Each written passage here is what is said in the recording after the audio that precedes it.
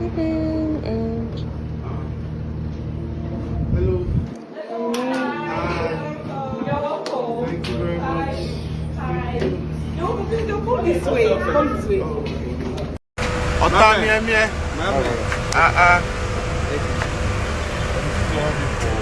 My guy. I'm a new balance gone and endorse you, my guy. I'm telling you. okay, guys, we hardly get to see the likes of OZO, WHITEMONey, IKE, and PERE in one space. So I was super excited when I saw them together at the launch of Native Delight, a restaurant that makes more of Nigerian dishes. Guys, they had so much to eat. PERE looks super amazing. We have Neo, and guess who? Okay, sorry, this is IKE. Guys, IKE is another scarce commodity. Butterfly for my belly. I like OZO so much. So here you can see them settling down and being well received by the restaurant owners. We have PERE, IKE, OZO, Neo. No. Yes, please. Thank you. No, I will never do that. Never. PERE, how many of that you want? How many you want? How many of that plate you want? 3, 5. In general. So, Dio, if you like me, you did it. That's it. New energy.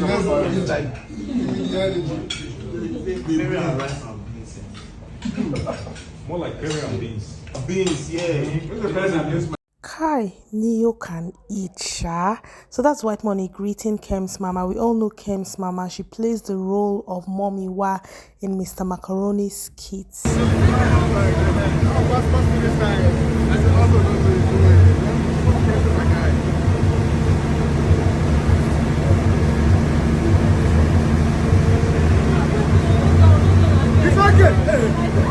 So here we have the handsome Raymodi, Nollywood's Raymodi. That's where you should start. What's that happening? It's actually the same with that. I know what's in there, but I don't know what's going to happen. I hear myself, my ear is left here. That's when I first I don't know. Why the car go? Drop her. I said there's a bringer. We go now. Omo, this mommy, why is she a clown in real life? Why is she wearing that? We have PERE trying to chew meat. IKE, Bulldozer, also expressing his phone and eating Neo. Hey, Ehembe master. This closeness between PERE and IKE. Hey, to think that both of them have been with me, Sieke. Chai! Guys, do you know that sometimes I forget that OZO was part of the Big Brother Naija season? He's just so cool and reserved, like to a large extent. OZO is such a cool dude. I love him so much. I mean, a couple of days ago, I was talking to someone and I mentioned that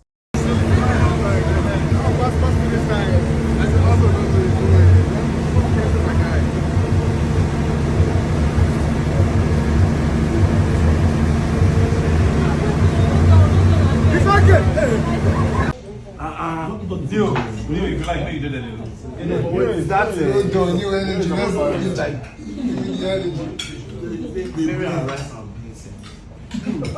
More like PERE and beans. Beans, yeah. What's the price of this man? And I'm playing beans. Yeah, so we're outside. December don't start. So December too dirty. Bro, this link up is bad though. We haven't linked up like this. Bro, I swear. See, no, something, man. We're doing something. See, we're doing like a jet ski hangout, like super soon. Okay. Oh, not for them, not for them. Bye, you guys can't know this. these guys are planning a hangout. Okay, no wahala, but one thing is for sure, I am definitely going to be seeing videos and pictures, hopefully. This Lagos weather is affecting my voice. So guys, I said I was going to talk about Big Brother Naija male housemates. You see, there is this thing about somebody who has worked in the corporate world and somebody who probably went from graduating to starting a business. I tend to know people who have actually done 9 to 5 by the way they behave, the way they comport themselves, the way they relate with people and whatnot. Most times they are usually slow to anger because you have worked with people, you have met annoying people, and when you have to interact with customers, you know what it entails. So naturally, they have this great level of patience. Okay, so that's the thing. Recently somebody was like, "Oh, Big Brother," because of this new and beauty thing, and people are like, "Big Brother Nigeria girls have fallen hands," and I was like, "Wait, excuse me. If we are going to compare honestly, like if we're having an honest comparisons, biggest guys are more educated, they are more experienced than even the ladies." Because to be very honest, it's a woman's world. Most times women find it a bit easy because they are catchy. There are more brands that are women friendly, hairs, creams, slimming tea and stuff like that are more people probably buy a product because a woman has used it, and they assume that she uses it, and that's the reason for how flashy she is or whatever. But then the thing is, there's something about creating a niche for yourself. Let me use Sadi for example. I think Sadi spent like 3 to 4 weeks in the house. Yes, I think 4 or 5 weeks in the house. He didn't last in the house at all. For those of you who do not know Sadi, this is Sadi. Before Sadi auditioned for Big Brother Naija in 2019, he was part of the PERE season. Sadi was a banker. He was a staff of Senate Bank Abuja. His colleague was Jeff. Jeff was also part of the PERE season. But when you see the both of them, like Jeff left in, I think, week 3. Sadi left in week 4 or 5, but he was an early evictee. He didn't have so much fans because he wasn't bubbly. When someone is coming from the corporate world, it's very difficult for the person to just blend in into a house filled with people who are mostly entertainment inclined, because prior to that, most bankers are not so social media like that. So Sadi struggled in the house. The same with Jeff. But after the house, they kind of picked up and blended and started doing so well for themselves. Jeff presently is a brand ambassador for Mattel, the same brand the video works with. Sadi, is brand ambassador for a wine company with the likes of Maya Atafo, and he's in charge of their PR. He does amazing well.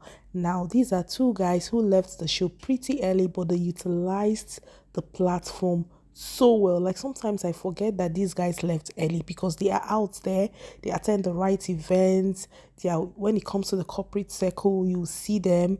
Like, it's something that I think we need to emulate. That is the power of, that's the, let's say, the leverage people who have worked, people who had like a 9 to 5 before going into the entertainment industry, have over people who have never worked before, who went from probably high school to the college, university to entertainment and being social media influencers. That's just that thing. To be very honest, my dad used to say it too then. My dad would say, even if you decide to pursue a career outside the corporate world, try and work for a year, even if it's as a volunteer. You just need, I don't know if you get what I'm saying. It shapes you.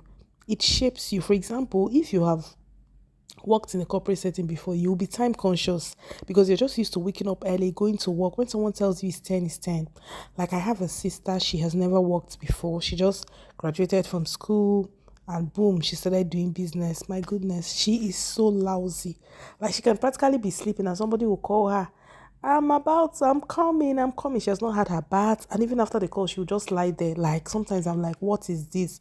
And when you complain, it's as if, why are you parent? But it just makes me feel a type of way because I know that, you can't try that. You will hardly see somebody who has works in the corporate world that is not well put together. Even aside that, being in the corporate world kind of helps you with management too. You see that 30 days you have to wait before your next salary comes, it's training on its own. It makes you very content. It makes you know how to manage the resources you have. And then when you're given a little amount of money to start business, trust me, you'll be able to utilize it very well. So let's move. We have talked about Sadi, we have talked about Jeff. Let's move. So let's talk about Saga. Guys, I don't know why I'm even talking about this. This wasn't part of the plan. Hey, God, how many people even get to this point? But well, let me say it anyway. So let's talk about Saga. Saga was a staff of Belema Oil in Port Harcourt before, he went for the Big Brother Niger thing. And even before then, he served in Oil Serve, an oil servicing company.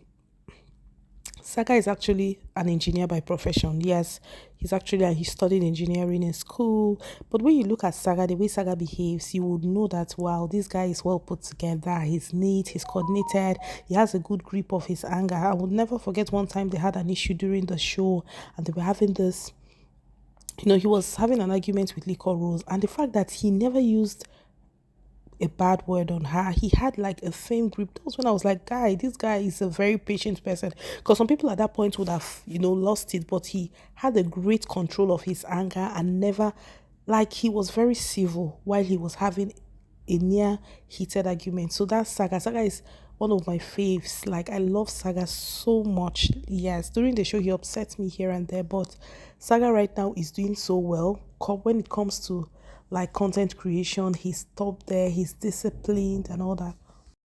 Then we have Ozo Chukwu. Oh my god, Ozo is exceptional. Ozo is phenomenal. Ozo schooled in Russia for his first degree. He had his master's in the UK, after which he got a job with the UEFA where he worked for a while. He has also done a couple of radio jobs before he auditioned for Big Brother and got it. And right now, you are looking at the next FIFA president. That is all I have to say. Of course, if you're conversant with social media, you know that also is one person you will never catch throwing shades, responding to trolls, or being an ingrate. He's not one of those who went on the show and came out to start saying, "Oh, I regret going for the show. People are trolling me a lot." He is forever proud to say, "Yes, this show changed my life. I am grateful for the show. I am grateful for my fans." And he's one person who has taken, he would rather like take the good side, which is the good things, what he gained from the show, instead of focusing on the negatives. He is definitely my absolute favorite male housemate ever. Presently, Ozo is match coordinator for CAF, so you will see Ozo most times doing matches in the field, with his tag on his neck, coordinating matches. Luckily for him, he became brand ambassador for Budweiser, which is mostly a sports brand. So he also actually got a show on radio. Presently, he does a podcast for Budweiser. I mean, Ozo is definitely one of the biggest exports of the Big Brother Niger franchise after Ebuka. And we have Fraud, of course. Fraud, although Fraud is more of a businessman, but of course, he worked in an insurance company. He has worked with an estate, an estate company or something. But one thing about Fraud is the businessman in him still comes up once in a while. But you will know that he has had experience with a 9 to 5, with the way he coordinates. Recall during the show, the All-Star season, during their time as head of house, when he was Mrs. Assistant head of house, or rather BFF, he did amazing well. He was well coordinated. In fact, he made Mrs. Reign very smooth and peaceful. And also the task that had to do with the presentation of a pitch, he did fantastically well. Trust me, somebody like Kidwaya would never have done well. Someone like Kidwaya, he has never worked all his life, and it shows in his attitude.